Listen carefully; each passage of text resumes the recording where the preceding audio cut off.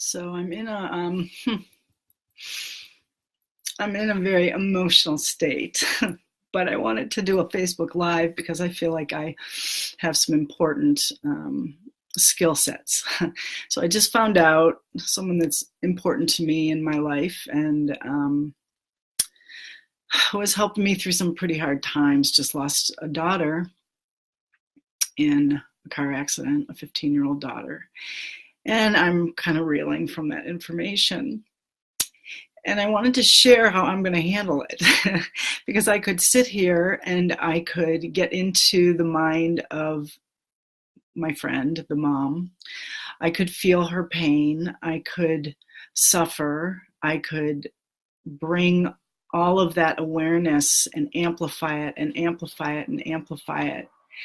But instead, I'm going to do something that's going to be a lot more important and impactful. And I want to share this because every day we're hearing about people with losses. We're having our own losses. And rather than joining in and having that energy being amplified of the pain and the suffering, there's something else you can do.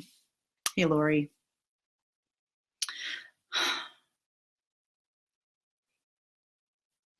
Sorry. Here's a great way to clear your energy and ground yourself. Tap right here.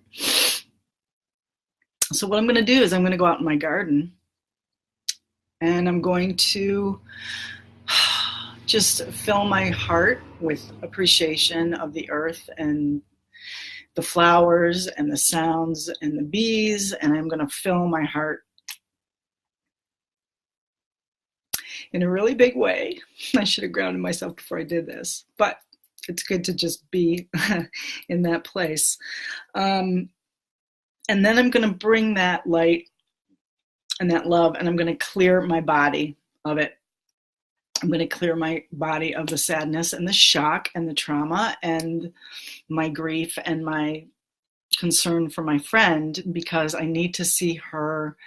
I need to fill my body with strength and love and light and peace. And I don't want to be connecting into her energy field with my grief and my loss and my shock, because it's going to amplify her energy of that. So I need to connect into her, but I need to clean myself. I need to clear myself first. And the way I do that is with my tools. I do Access Consciousness. I do NLP. I do EFT. I'm going to pray. I'm going to call in my angels. I'm going to call in everything I got. And I got a lot of stuff. I'm going to call it all in. I'm going to get myself into one huge, joyful energy field. And then I'm going to walk that energy field into her home. I'm going to walk that energy field into the school. I'm going to walk that energy field into all of those kids whose lives are being touched by this. I'm going to walk that energy field into all the parents who this is their worst nightmare and are perseverating and obsessing and thinking about it and amplifying the manifesting energy of those thoughts. And then I'm going to walk my energy into her mom's heart and her dad's heart and her brother's heart. So I ask everybody to be aware of how the energy field works. You know, when there's tragedy and loss, what do? We bring it into our bodies, we amplify it, we go into all the, oh my gods, this must be horrible. Think about this, and it just gets bigger, bigger, bigger. And then you're thinking about that mother, that father, that brother, that son, whoever. And what it's doing is it's raising their frequency of these really challenging energies. So the best way you can be in service is to clear your energy, to fill your field with love and joy and laughter and light. You can reach that energy out and just send it into all of the people that are being touched by it, into Facebook that's being touched by it, and to support people by bringing in a positive high vibration. Because the last thing we need is to work with the formula, the additional formula of how energy works, which is in the energy world, 1 + 1 isn't 2, 1 + 1 is 10.